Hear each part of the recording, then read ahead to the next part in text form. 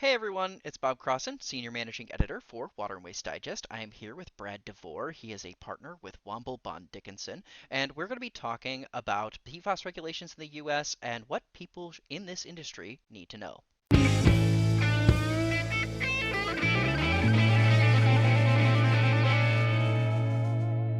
Appreciate the opportunity to speak with you, Bob. Yeah, thank you so much for being here. I appreciate you taking the time and talking about a very complex and nuanced topic, especially now that we're going through some promulgation that we're not quite as privy to, or at least I'm not. um, Could you talk a little bit about the current status of PFAS regulation in the U.S.? I know a lot of states have some things on the board. Obviously, nationally, there's some stuff going on with EPA on that as well. But what are you seeing right now in terms of PFAS regulation in the United States?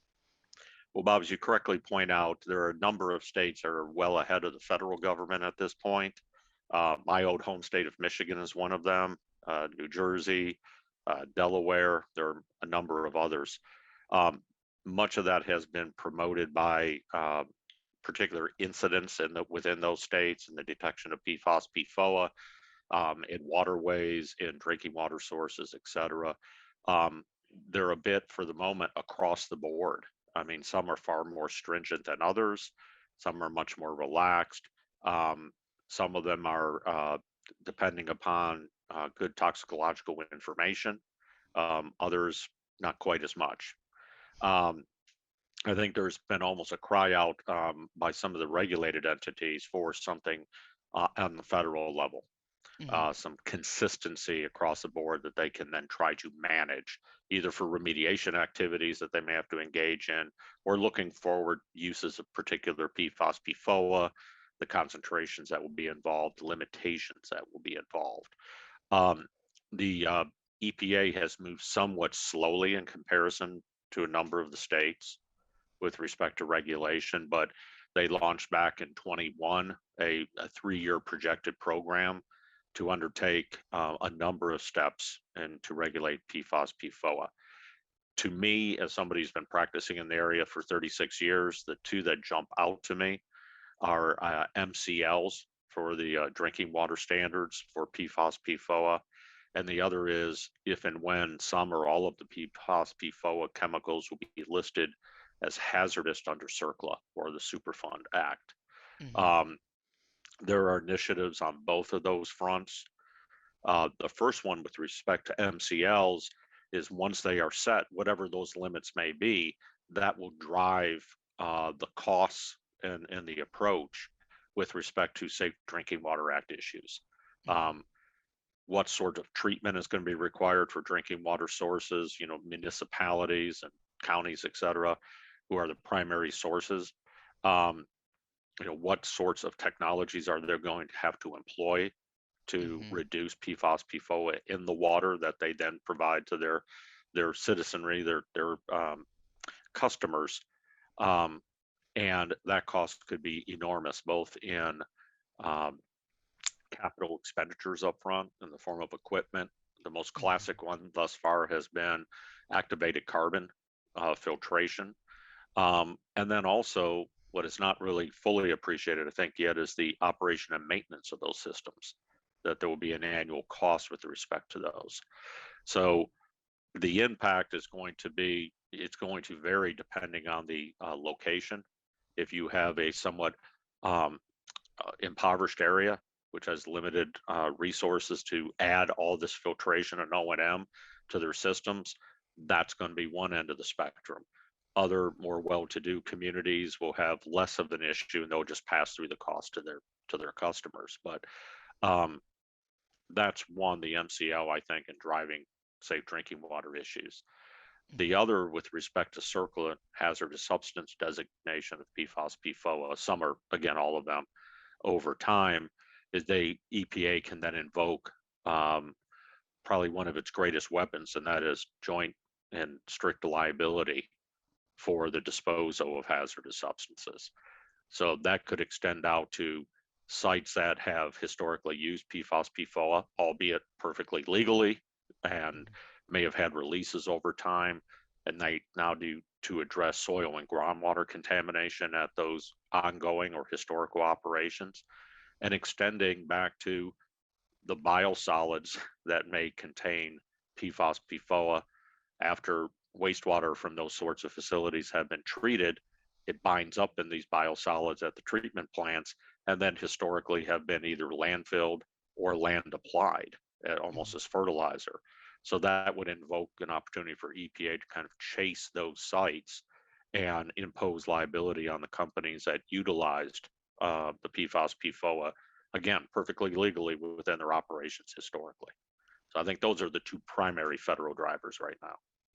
To that point of the disposal, one of the news pieces recently talked about is this Department of Defense memo. They've made a temporary halt on PFAS incineration as a Mhm. destruction method, and there's a yeah, it doesn't really directly impact water and wastewater facilities, but I'm curious if you see that having some type of impact, or if there's no impact at all from that on the water industry. I think there will be, and it's right now, as you suggest, it's not going to be a direct impact in the sense that the DoD memorandum applies to these private or public Mhm. systems yet.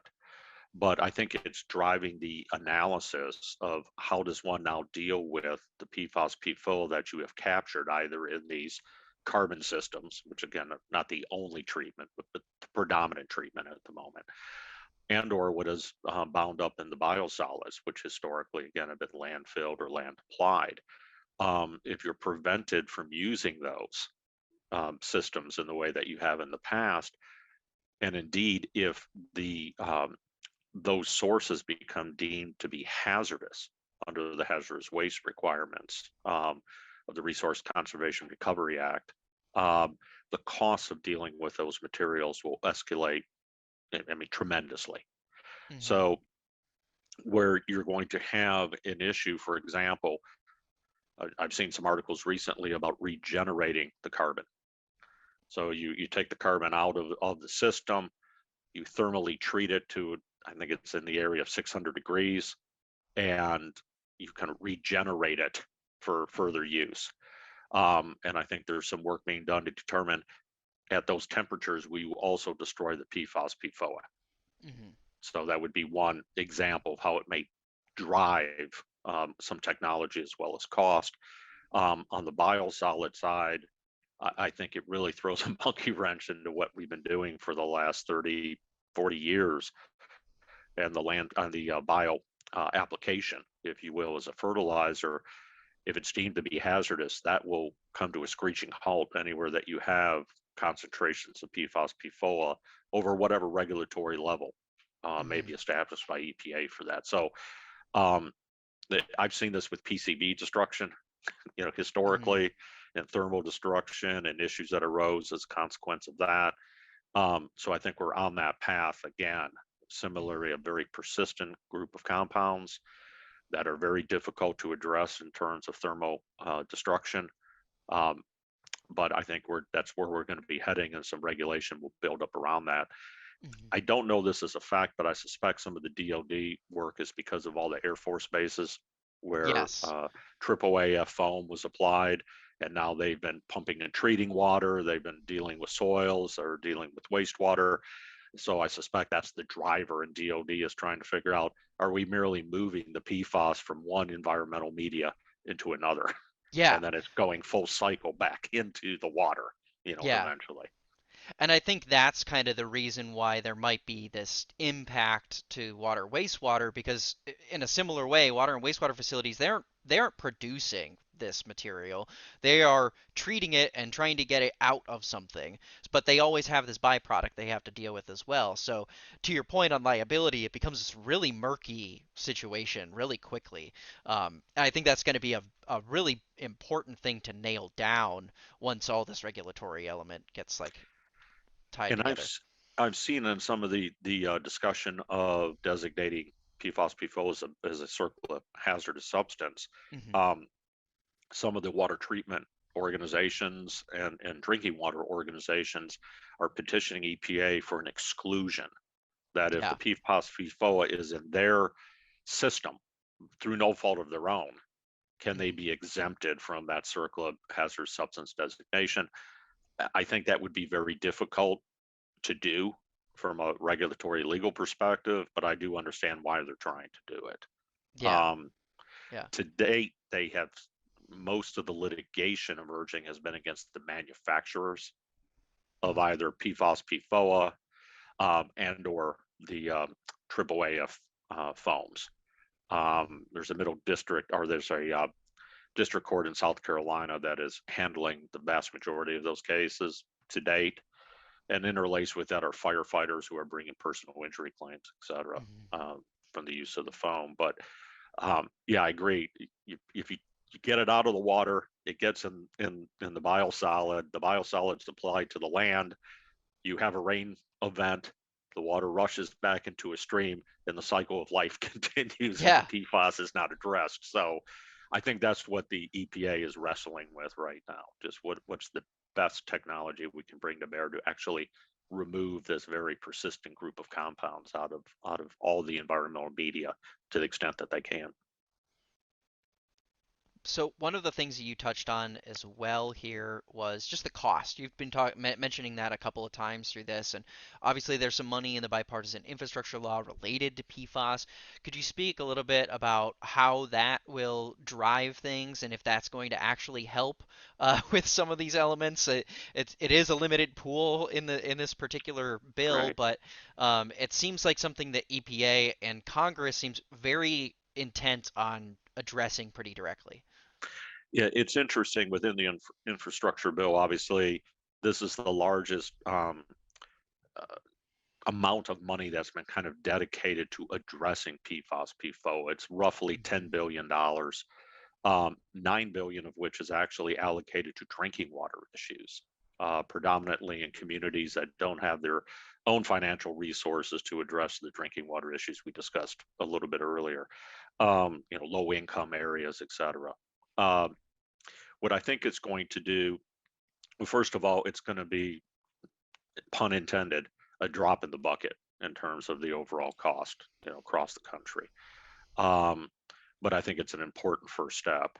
The um, the 1 billion that's allocated to addressing discharges from publicly owned treatment works or sewage plants, I think is Hmm. also interesting because while the emphasis has been on drinking water, and it should be because that's your direct human exposure scenario, um, kind of the recycling of PFAS through sewage facilities has to be addressed as well. Otherwise, it will just continue to recycle and go through the waterways of the country.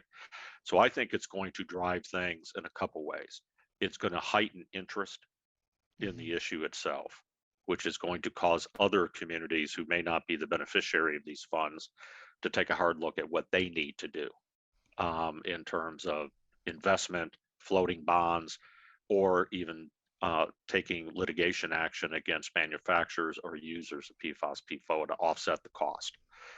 The other is hopefully it will help drive and fund some technology. That everybody is out there right now trying to find the better solution Hmm. to address PFAS, PFOA, be it in water, soil, et cetera. Um, and there's some interesting technologies that are emerging. They have yet to be like fully tested, but I think you put $10 billion in the chute, you're going to get people looking at how can I access that money. I mean, Yeah. that's the American way. There's nothing the matter with that. But I think it will drive it. It also sets a precedent that of these other actions that EPA has indicated they've signaled they're going to take, such as the MCL for drinking water and designation under CERCLA, you're going to see more federal funding, I think, Hmm. dedicated to the issue, in addition to the private actions that are being undertaken, and further ones will be undertaken. I can see public nuisance theories coming back up, much like in the MTVE litigation that emerged. I mean, there are some precedents out there that I think could be followed by the plaintiff's bar, um, and just the sheer cost. I mean, I Hmm. just think it's, again, 10 billion is a lot of money, but it's just the beginning, I think, of what's going to happen. I think you're right with that, and and it's not just related to PFAS either. This is just the start of the money we need overall for infrastructure improvement. So, Right. um, anyway, thank you so much, Brad. I really appreciate you taking the time today and talking with us through this. There's a lot, it's a lot to unpack, and I'm glad that we were able to touch on some of kind of the higher level things so that it's not too deep in the weeds and difficult to understand because it's very easy to quickly lose your head. No, that's very true. And again, I appreciate the opportunity to speak with you.